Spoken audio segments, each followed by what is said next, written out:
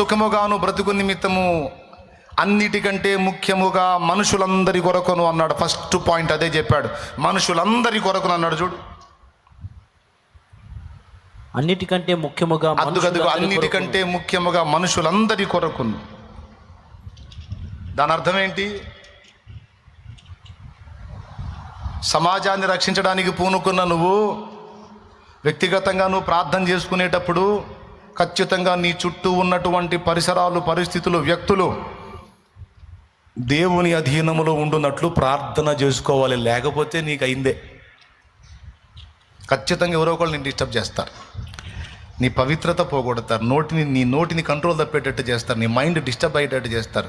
వాళ్ళ ద్వారా సైతాను నిన్ను శోధిస్తాడు. ఆ వ్యక్తులు కంట్రోల్లో ఉండాలంటే నువ్వు వాళ్ళకి ఎన్ని చెప్పినా వాళ్ళకి అర్థం కాదు. వాళ్ళ కోసం ప్రార్థన చేయటం ఒక్కటే ఆయుధము.